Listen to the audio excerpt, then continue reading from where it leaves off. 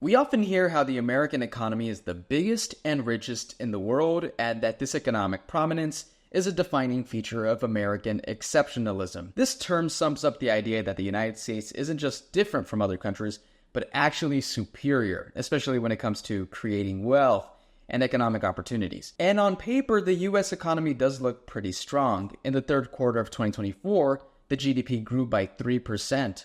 Showing steady progress. The U.S. economy also added 256,000 jobs in December 2024, surpassing expectations and making it the largest increase since March 2024. The stock market is also thriving, with the S&P 500 climbing an impressive 25% over the year, hitting record highs. By all traditional measures, this should mean a booming economy. Government officials haven't been shy about highlighting these economic milestones. For example, the previous National Economic Advisor even stated, "This strong economic growth and unemployment that is the lowest of any administration in 50 years is coming at a time when inflation has come back down and interest rates are declining." And yet, while these statistics paint a picture of prosperity, many Americans find themselves asking, if the economy is doing so great, why doesn't it feel that way?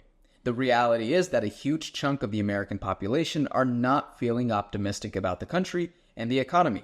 Americans are getting more depressed. In fact, more and more Americans are feeling pessimistic about the future of the country. So how can it be that on one hand, the US economy is doing well on paper and the stock market is growing, but on the other hand, many Americans are getting more miserable and pessimistic about the future of this country? You've probably heard people say that the United States is a divided country. Most of the time, they're talking about political division, like Republicans versus Democrats. But I think the biggest and most dangerous division we're seeing and we're witnessing in America today is the economic divide. The rich are getting richer while the poor are staying poor or even getting poorer. And this is maybe the key reason why people are becoming more pessimistic and miserable in America. One of the most glaring examples of this divide is the disconnect between the stock market and the lived experiences of ordinary Americans. The S&P 500 and the Dow Jones routinely hit record highs, and corporate profits are through the roof. For investors and the wealthy, this is a golden age. Their portfolios are growing, their assets are appreciating, and life looks pretty good. But here's the thing, less than 50% of Americans own any stock at all, and the majority of those who do have relatively small investments, often through retirement accounts like 401ks. Meanwhile, the wealthiest 10% of Americans own a staggering 89% of all U.S. stocks. This means that stock market gains primarily benefit a small wealthy elite, leaving out most Americans. For the millions of Americans earning minimum wage or juggling two jobs to pay rent, the record highs on Wall Street are meaningless. In fact, these gains can feel like a slap in the face when compared to the realities of stagnant wages, rising costs, and dwindling opportunities. Because while the U.S. economy has grown significantly over the past few decades, wages for most workers have barely budged. Adjusted for inflation, the average hourly wage has about the same purchasing power today as it did in the late 1970s. Meanwhile, the cost of essentials like housing, healthcare, and education has skyrocketed. A new Bankrate survey finds about 2 in 3 employed Americans received a pay raise since October of last year. However, 60% of workers say their income has not been enough to keep up with inflation. More than half of those who got a pay bump said their pay lost ground to inflation. Let's look at housing as an example. The median home price in the United States is now over $400,000, significantly higher than before.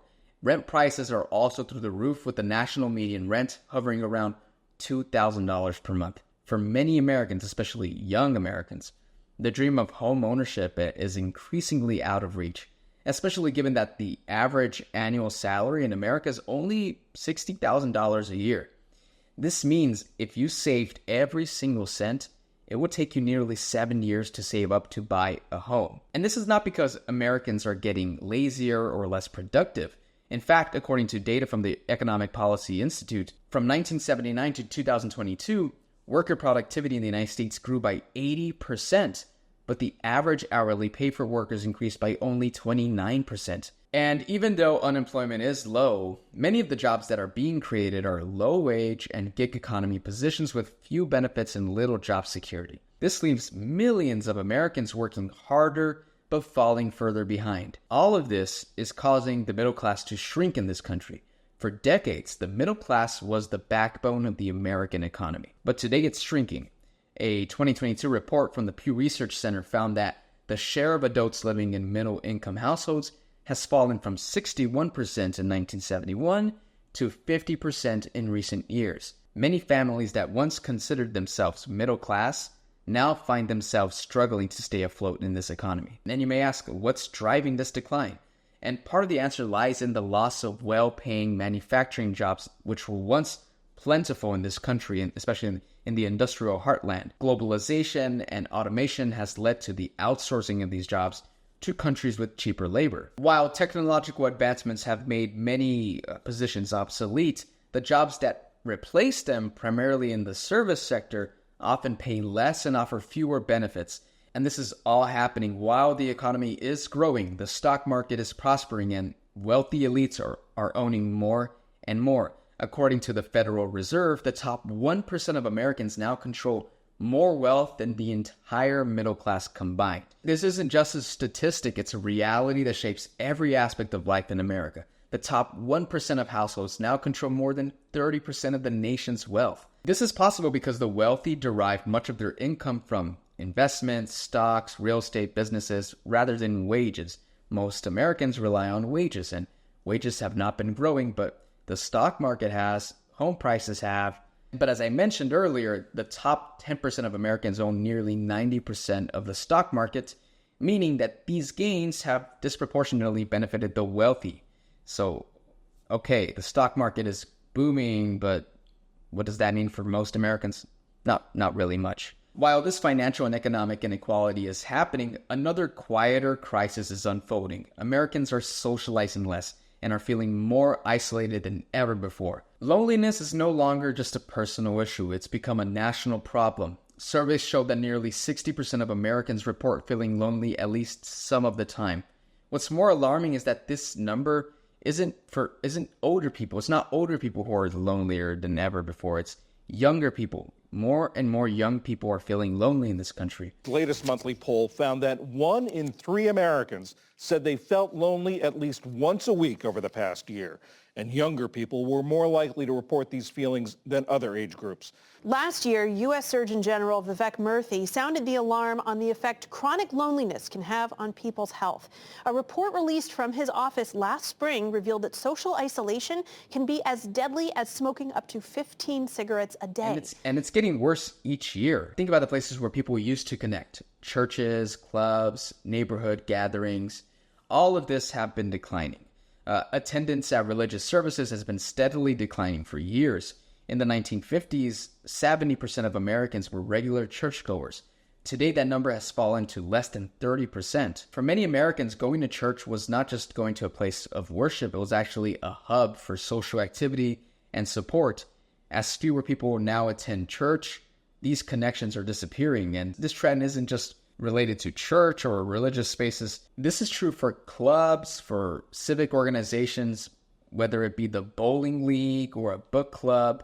All of this has been declining. Less and less people are joining clubs. Less and less people are spending time with their neighbors. And this is really concerning. Today, we spend our time sitting behind a screen, scrolling, looking at other people's lives, binge watching TV, playing video games, endlessly scrolling through social media. These distractions can be comforting in the moment, but they quietly replace the human interaction, the human connection that we desperately need. And as these connections fade, this real human connection with others fades and disappears from our society, it's no surprise that more and more Americans are falling into depression and are miserable. So yeah, the numbers may say that the economy is thriving, the GDP with good GDP growth, record stock market highs, low unemployment, but the reality for most Americans feels far from prosperous. Wealth is concentrated at the very top, leaving the majority to grapple with stagnant wages, skyrocketing living costs, and a future that feels increasingly out of reach. But besides that, people need more than financial stability to thrive. They need connection. They need a sense of connection. They need a sense of belonging. They need a community. So without this, it's no wonder that even in the richest country in the world, so many people feel miserable. Anyways, guys, let me know what you think. If you liked this video, leave a like, subscribe to the channel. I appreciate your support. If you want to watch more videos like this, I suggest clicking on this video here or this video here. Thank you so much for watching. I'll see you guys later. Take care. Bye-bye.